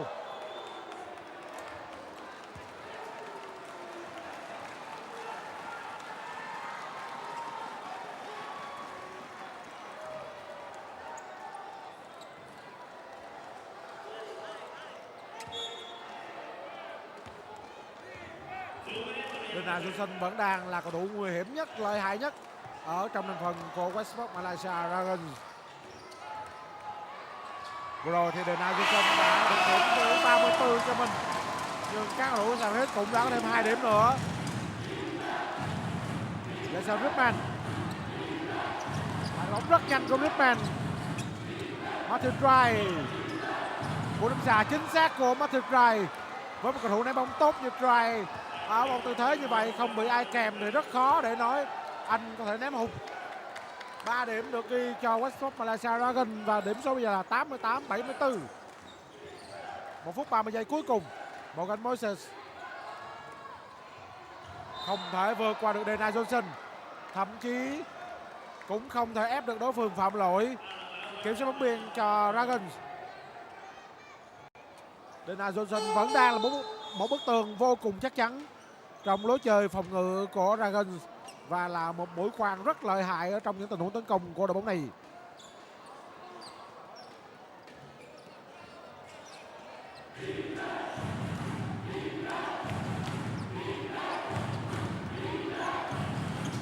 Ripman, Donald Johnson. Lúc này thì các cầu thủ Dragons như chúng ta thấy đang cố gắng giữ bóng ở trong tay mình càng lâu càng tốt. Cầu thủ Trung đã cướp bóng rất tốt. Cơ hội cho đội chủ nhà Saigon Heat. Lenny Daniel, cúp lỗ đẹp mắt của Lenny Daniel đã giúp đội chủ nhà có thêm 2 điểm nữa. 88-76. Khoảng cách giữa hai bên là 12 điểm.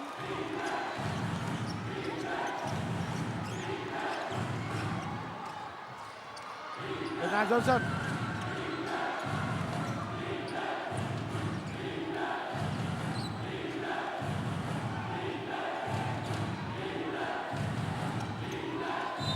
đã có lỗi của Ngô Tuấn Trung.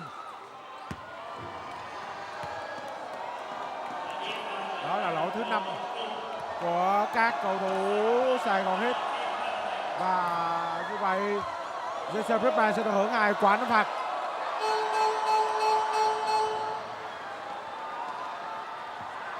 Lúc này có thể thấy ở khu vực dưới rổ các cầu thủ chủ nhà đang làm mọi cách để Jason Ripman phải phân tán sự tập trung. Và ở quả phạt đầu tiên thì Ripman đã không thể ghi được điểm. Nhưng cầu thủ của Dragons vẫn còn một quả phạt nữa.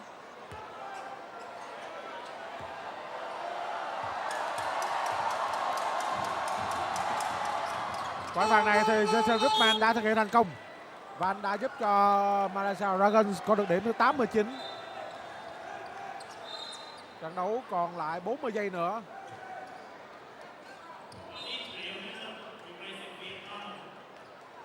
Khoảng cách giai độ bây giờ là 13 điểm. 40 giây cuối cùng của trận đấu.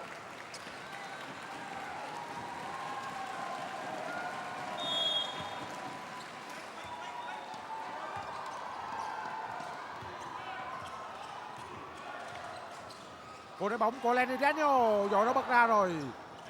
Losify. Trận đấu còn lại không đầy 30 giây nữa là sẽ kết thúc. Chiến thắng vào lúc này có thể nói đã thuộc về các đội Westport Malaysia Dragons. Vấn đề là họ sẽ kết thúc trận đấu với tỷ số là bao nhiêu.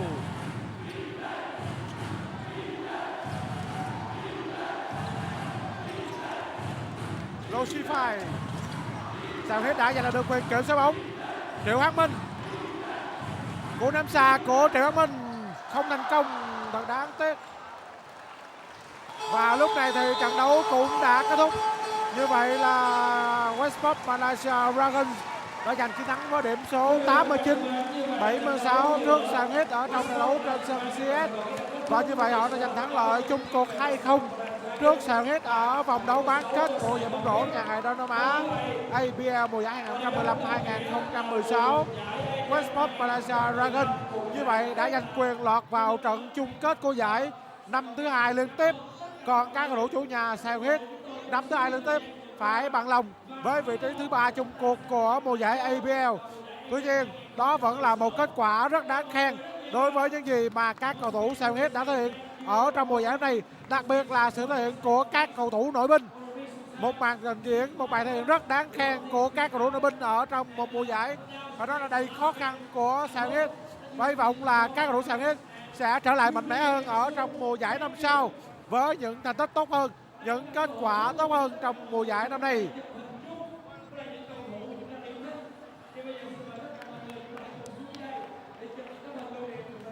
Chúng ta sẽ chờ đợi thêm trong vòng ít phút trước khi tiếp tục đến với những chia sẻ của các huấn luyện viên cũng như là cầu thủ xuất sắc nhất của trận đấu này.